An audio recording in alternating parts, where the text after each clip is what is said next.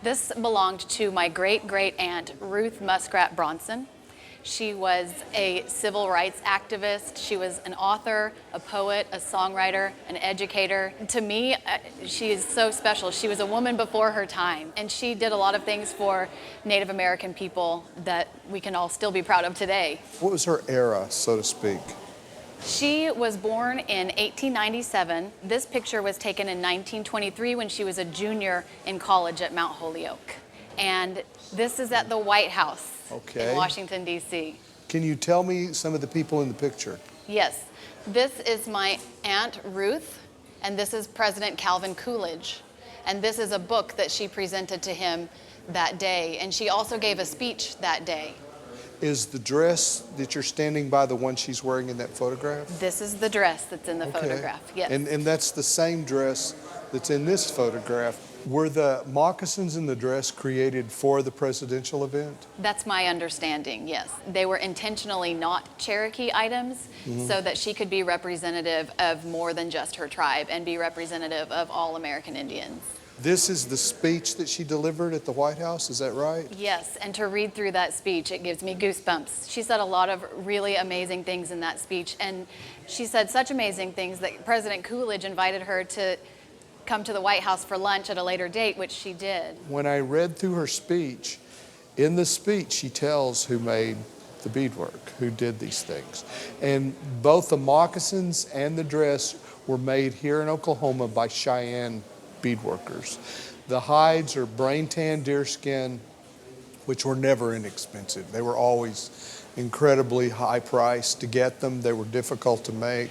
And I thought the moccasins might be Lakota because of the designs, but then I got to looking and there's a welt right here that goes between the sole and the beaded uppers. You notice that trade in lots of Cheyenne moccasins from Oklahoma, you know, the Southern Cheyennes. Do you know what she was talking to the president for? Well, this was the Committee of 100 in 1923, and I believe she was asking for civil rights for Native American people and also fighting for Native Americans in the laws that were being created at that time and talking about the Indian problem. And she wanted the president to hear from an Indian what the real Indian problem was, and it wasn't what the other people were calling the Indian problem. She wanted everyone to accept Native Americans as Americans and to allow them to be educated just like everyone else.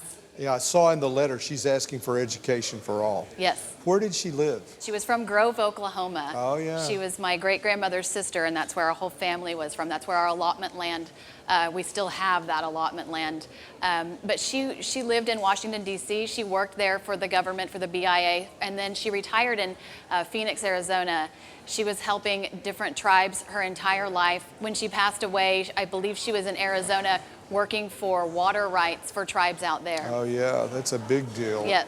She's asking for what we consider basic human rights in this country Absolutely. today in the 20s. And after that, you get the Depression and things really got bleak. Now people have awakened to these situations, but they didn't do it without a pushback.